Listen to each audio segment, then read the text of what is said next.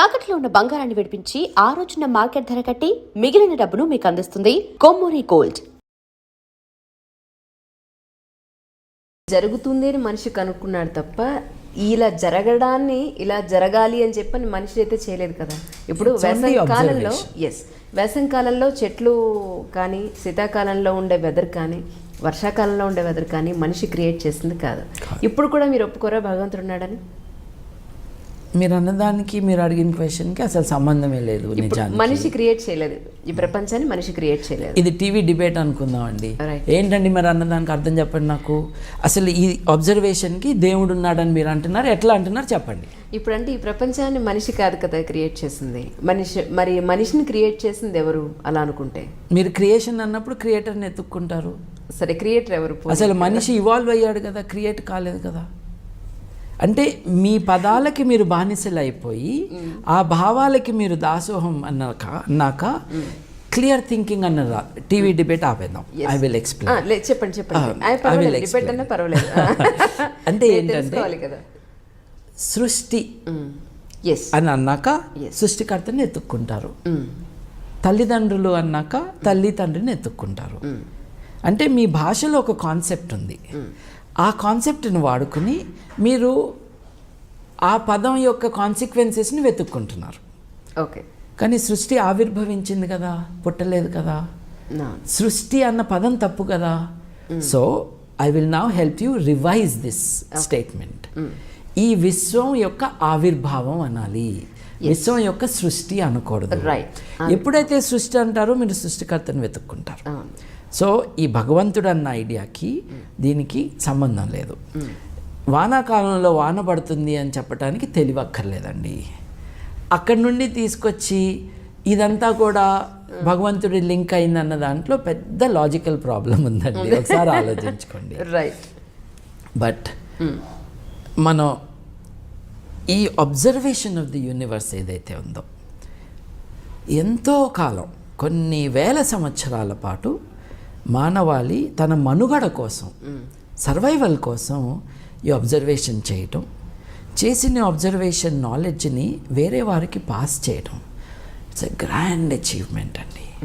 ఇప్పుడు లాస్కో గుహలు ఉన్నాయి, నేను ఇందాక చెప్పిన ఫ్రాన్స్ గుహలు.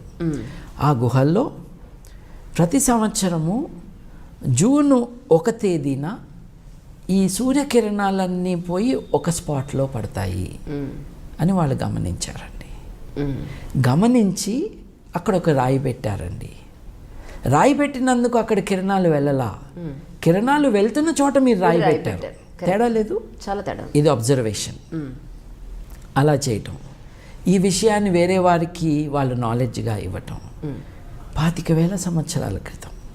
అలాగే ఇట్స్ ఎక్స్ట్రాడినరీ అండి. మనం కార్బన్ డేటింగ్తో we can come to some conclusions about when something happened. ఇప్పుడు మనకు తెలిసింది ఏంటంటే, కొన్ని పెయింటింగ్స్ 25,000 సంవత్సరాల క్రితం ఆరంభించిన పెయింటింగ్స్ మధ్యలో ఆపివేస్తే 4-5 సంవత్సరాల తర్వాత ఆ పెయింటింగ్ మీద కంటిన్యూ చేశారు. What does it tell you? It tells you about a continuous civilization, if you can call it civilization, over 10,000 years. ఆపివేసిన ఒక పెయింటింగ్ని కంటిన్యూ చేశారు. ఇప్పుడు మహాభారతాన్ని ట్రాన్స్లేషనే 3 పోయట్స్ చేశారు. వాళ్ళు ఓవర్ 300 years 200 years చేశారు. ఎంత గొప్ప అని మనం అబ్బురపడుతున్నప్పుడు 10,000 సంవత్సరాల పాటు ఒకే పెయింటింగ్ని దిద్దుతూ ఇంప్రూవ్ చేస్తూ ఉన్నారు అని అంటే దాని సిగ్నిఫికెన్స్ ఆలోచించండి. భాష కూడా లేదు, బహుశా ఇంకొక రకమైన ఎక్విప్మెంట్ లేదు, ఇంకొక రకమైన అచీవ్మెంట్ లేదు. అంటే భూమి కూడా ఒక గ్రహమే అనుకున్నప్పుడు మిగతా గ్రహాల్లో ఎక్కడా మనుషులు లేరు కదా, ఈ గ్రహం మీద మాత్రమే ఎందుకు ఉండాలి, అసలు మనిషి పుట్టాల్సిన అవసరం ఏముంది అన్న పాయింట్కి వస్తే మళ్ళీ మీరు ఇంకొక హైపర్ లింక్ నొక్కేసి ఎక్కడికో వెళ్ళారు. ఇప్పుడు civilisation is long and it can sustain itself అన్నది మనకు ఒక లెసన్. 25,000 సంవత్సరాల క్రితం సూర్యుడు కాంతి ఇక్కడికి వస్తుంది అని చూసుకుని బొమ్మలు గీశారు అని అంటే అప్పటి నుండి బాబిలోనియన్లో ఒక 6-7 సంవత్సరాల క్రితం చేసిన అబ్జర్వేషన్స్కి ఆ నాలెడ్జ్ అక్యుములేటెడ్ అబ్జర్వేషన్స్ నుంచి వాళ్ళు గ్రహణాల ప్రెడిక్షన్స్కి వచ్చారు. ఓకే. గ్రహణాలు ఎప్పుడు వస్తాయి ఏమిటి అని. 20,000 సంవత్సరాల పాటు మీరు as a civilisation, continuous civilisation, painting గురించి చెప్పింది అందుకే, అర్థమైంది సార్ నాకు. You accumulate knowledge, then you are able to see a pattern.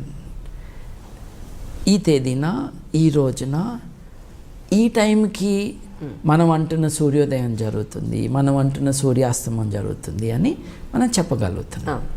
It is the accumulated knowledge of humanity. అది బ్యాబిలోనియన్లు they could put together in a tabular column. Tabular column అంటే ఏంటండి? Calendar ఎలా అయితే మనం చేసుకుంటామో ఎగ్జాక్ట్లీ అలాగే టాబ్యులర్ కాలమ్ అంటే ఏంటండి? రైల్వే టైం టేబుల్ లాంటిది. ఓకే. రైల్వే టైం టేబుల్ చేతిలో పెట్టుకుంటే మీరు రేపొద్దున్న డీరైల్మెంట్ జరగకపోతే ఢిల్లీకి వెళ్ళే ఏపీ ఎక్స్ప్రెస్సో లేకపోతే ఇంకొక్కడికో వెళ్ళే రాజధానియో ఎన్నింటికి మొదలవుతుంది, ఎన్నింటికి బయలుదేరుతుంది, ఎన్నింటికి వస్తుంది చెప్పగలరు కదండి. రైల్వే టైం టేబుల్ నా చేతిలో ఉంది కాబట్టి నీ పెళ్ళి ఎప్పుడు చెప్తాను అంటే కుదరదు. అట్లాగే నీ ఆరోగ్యం బాగాలేదా, మీరు ఖండించింది అక్కడ, ఎగ్జాక్ట్, నీ ఆరోగ్యం బాగాలేదా, రైల్వే టైం టేబుల్ చూసి చెప్తాగు నీ ఆరోగ్యం ఎప్పుడు బాగవుతుంది అంటే అర్థం ఉందండి? నో. గ్రహాల గతులని మనం ఒక ప్యాటర్న్గా మనం డాక్యుమెంట్ చేసినప్పుడు అది మనకు ఒక ఆల్మనాక్గా కానీ, లేకపోతే ఈ గ్రహాలు ఎప్పుడు వస్తాయి, ఇది గ్రహణాలు ఎప్పుడు వస్తాయి, గ్రహాల మూవ్మెంట్ ఏంటని మనం చెప్పగలం. గొప్ప విషయం ఏంటంటే అబ్జర్వేషన్ చేసి we are able to tell us. సూర్యాస్తమం అనండి, సూర్యోదయం అనండి, గ్రహణం అనండి, ఇది సూర్యుడి గ్రహణం కావచ్చు, చంద్రుడి గ్రహణం కావచ్చు. గ్రహాల గమనాలని చెప్పటం అన్నది is a result of your observation. అంటే ఏంటి? ఇక్కడ కూడా పదాల విషయం చాలా ముఖ్యం. ఒకప్పుడు జ్యోతిష్యం అని ఎవరినన్నారు, దేన్నన్నారు? భారతదేశంలో జ్యోతిష్యం అని దేన్నన్నారు అని అంటే ఆస్ట్రానమీని, ఆస్ట్రాలజీని కలిపి ఒకే పదాన్ని వాడారు. Okay, right. నేను ఇప్పుడు మెచ్చుకుంటున్నది కానీ అబ్బురపడుతున్నది కానీ నేనేవన్నాను మెచ్చుకోవటానికి. 10,000 సంవత్సరాల పాటు మానవాళి చేసిన గొప్ప విషయాన్ని చూసి నేను అబ్బురపడుతున్నాను. అది గ్రహాల గతుల యొక్క రిథంని వాళ్ళు డాక్యుమెంట్ చేసి గ్రహణం ఎప్పుడు వస్తుంది, సూర్యోదయం ఎప్పుడు, సూర్యాస్తమం ఇది అని చెప్పగలిగారు. Wonderful. That today is called ఖగోళ విజ్ఞానం. ఇట్ ఈస్ నాట్ కాల్డ్ జ్యోతిష్యం టుడే. ఇవాళ జ్యోతిష్యం అని దేన్ని అంటున్నాము? ఫలిత జ్యోతిష్యాన్ని అంటున్నాము. ఫలిత జ్యోతిష్యం అంటే ఏమిటి? గ్రహాలకి మనుషుల ఎఫైర్స్ మీద ఇన్ఫ్లుయెన్స్ ఉన్నది అని చెప్తున్నాం. దాన్ని ఫలిత జ్యోతిష్యం. ఓకే. దీనికి ఈ నయా జ్యోతిష్యులు ఏం చెప్తున్నారు? గ్రావిటేషన్ ఫోర్స్ ఉంది కదా, గ్రావిటేషన్ ఫోర్సు మనుషుల్లో చేంజ్ తీసుకురాదా అని ఒక సూడో సైంటిఫిక్ క్వశ్చన్ రైజ్ చేస్తున్నారు. ఇది నేను రిపీటెడ్గా అడ్రస్ చేస్తూ ఉన్నాను. ఇందాక మీకు చెప్పాను చూడండి, నేను ఫ్రెంచ్ నేర్చుకుంటే నాకేమొస్తుంది అంటే ఫ్రెంచే వస్తుంది రా అని చెప్తాం.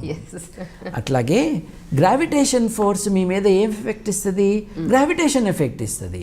పెళ్ళిళ్ళు కాదు, ఆరోగ్యం కాదు.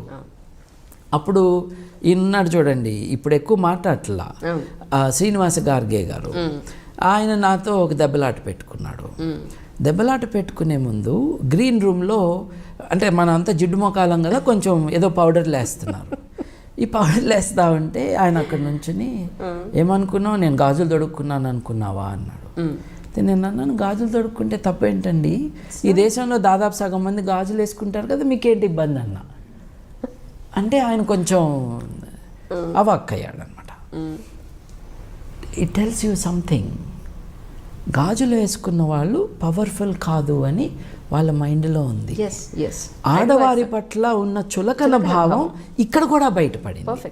సో బేసిక్గా మనం అండర్స్టాండ్ చేసుకోవాల్సింది ఏంటి అని అంటే, ఇవాళ మనం జ్యోతిష్యం అని దేనంటున్నామో, ఒకప్పుడు జ్యోతిష్యం అంటే it was knowledge of the movement of planets. గ్రహాల గతులను అర్థం చేసుకునే విజ్ఞానాన్ని జ్యోతిష్యం అనేవాళ్ళు.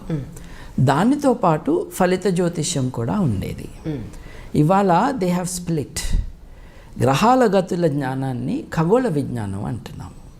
ఏమి మిగిలింది అని అంటే, ఆ పిప్పిలో ఏముంది అని అంటే ఫలిత జ్యోతిష్యం ఉంది. ఇప్పుడు గ్రహణాలు ఎప్పుడు వస్తాయి, సూర్యోదయం ఎప్పుడు, సూర్యాస్తమయం ఎప్పుడు అన్నది is very obviously a great achievement to be able to say that.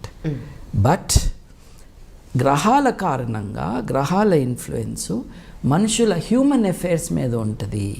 ఎప్పుడు పెళ్ళిళ్ళు జరుగుతాయి, వ్యాపారం ఎలా ఉంటుంది, లేకపోతే మన ఆరోగ్యాలు ఎలా ఉంటాయి అన్నది మటుకు has no basis in any reality. నేను ఇందాక మీకు చెప్పినట్టుగా శ్రీనివాస గార్గే గారు ఒక డిస్కషన్లో మనిషి శరీరంలో 70% 60% నీళ్ళు ఉంటాయి కాబట్టి మరి చంద్రుడి కారణంగానే అలలు వస్తున్నాయని మీరు ఒప్పుకుంటారు కదా, మరి చంద్రుడి కారణంగా మనిషిలో మార్పులు రావని ఎలా అంటారు మీరు అంటే ఒకటే ప్రశ్న. అయితే చంద్రుడి కారణంగా మనిషిలో అలలు వస్తున్నాయా? లేదే. ఇప్పుడు 60% వేసుకుందాం, 60 కానీ 70% కానీ మనిషి 100 కిలోల మనిషి ఉన్నాడు అనుకోండి, కాస్త గట్టిగా పెద్దగా ఉన్న మనిషి. మరి నీరేమో లీటర్ నీరు కిలో బరువు ఉంటుంది. అంటే దాని అర్థం ఒక 100 కిలోల బరువు ఉన్న మనిషిలో 60% నీరు అంటే 60 కిలోలు నీళ్ళు ఉండాలి, 60 లీటర్లు నీళ్ళు ఉండాలి. ఏలుగోసి చూడు నీళ్ళు వస్తాయేమో. ఇదన్నా వాటర్ ట్యాంకా? లేదే. అంటే నీరు ఎక్కడుంది శరీరంలో? అది జీవకణంలో ఉంది. It's not as liquid available for slashing around.